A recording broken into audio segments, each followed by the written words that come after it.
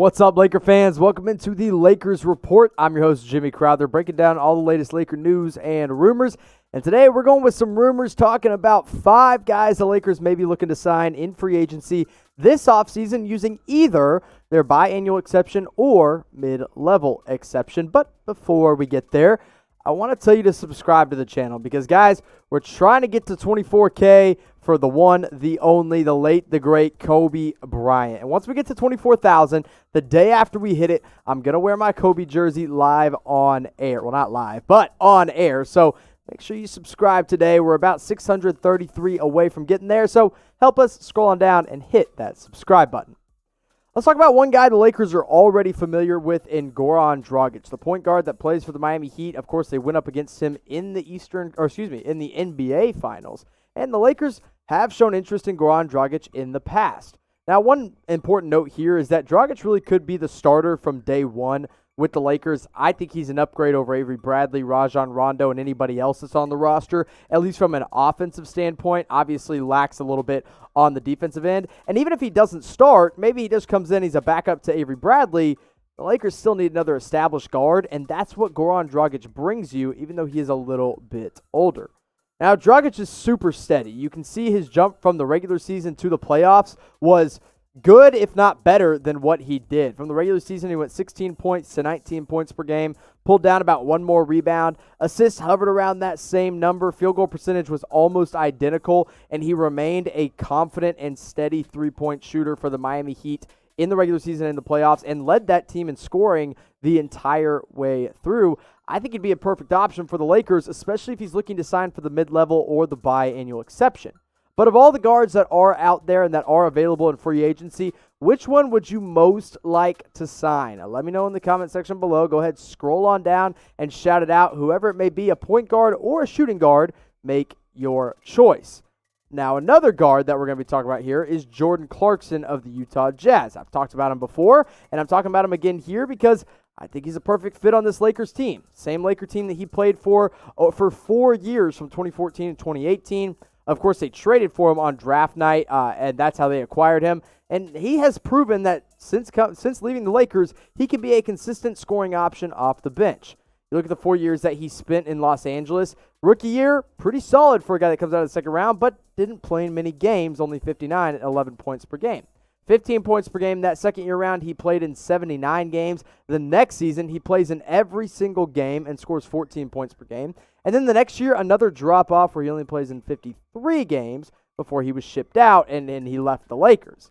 Now, these last 2 years, this last season, he was playing with the Cleveland Cavaliers and the Utah Jazz. Of course, traded from Cleveland to Utah in exchange for Dante Exum in a very puzzling move by Cleveland. But when he went to a winning team, his numbers didn't drop off at all. In fact, he became a better scorer, a more efficient scorer. The only thing that dropped off a little bit was his assists per game. But this is a Utah team that desperately needed some bench help, and Jordan Clarkson proved that he could be that, and I think he could do that same thing with the Lakers for the right price. That right price being the mid-level or the biannual.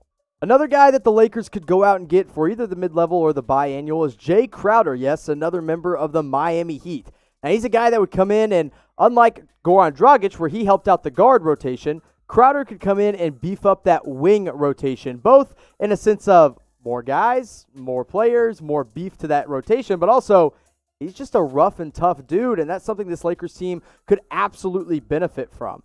Another thing he did really well last season was shoot the ball when he was traded to the Miami Heat from the Memphis Grizzlies. But one note that I do have to make about Crowder is I don't know if he's going to be that easy to get away from Miami because he does want to return, and Miami wants him to return.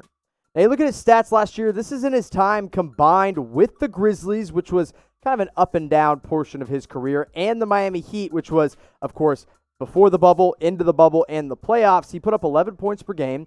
Always been a good rebounder for his size at 6 per game. A pretty solid passer when he needs to be at 2.5 assists per game. And also a good shooter at 34% from 3. Not great, but good. And that number trended up when he was on the Heat. Now, if he were to join Miami, this is not what I think the starting 5 should be. This is what I believe the crunch time lineup would be for the Los Angeles Lakers. You got to have Avery Bradley out there for his defense. And then KCP, that's obviously your scoring and shooting option. LeBron James and Anthony Davis, you can't have them. You can't not have them out on the floor. And then Jae Crowder, his defense plus his ability to shoot the ball, you got to have those guys out there in crunch time. And this would be way better than what you have right now in Danny Green.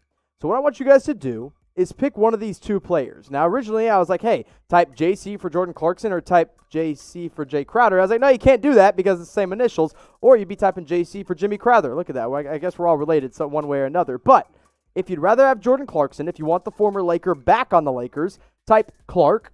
If you want Jae Crowder back or on the Lakers for the first time, type, I guess you pronounce that Crow or Crow because he says it Crow. So we'll say it like that. So let me know which one you'd rather have.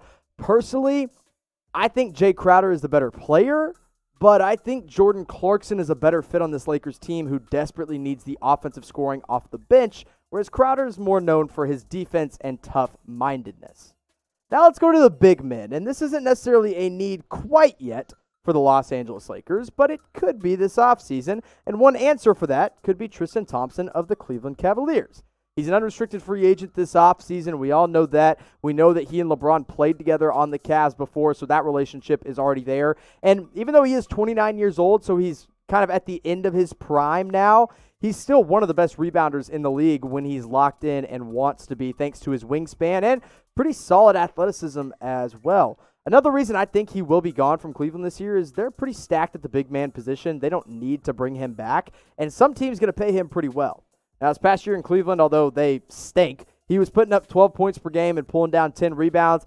That three-point percentage, I know you're looking at it and you're like, oh, a stretch 5, 39%. Not really. He didn't take enough threes to really be considered a stretch 5. But nonetheless, he's a great rebounder. He's a solid mid-range shooter, good finisher around the rim. And if the Lakers need a big man and they need some help behind Tristan Thompson or behind Anthony Davis or maybe even next to Anthony Davis in the starting 5, say you go for Tristan Thompson.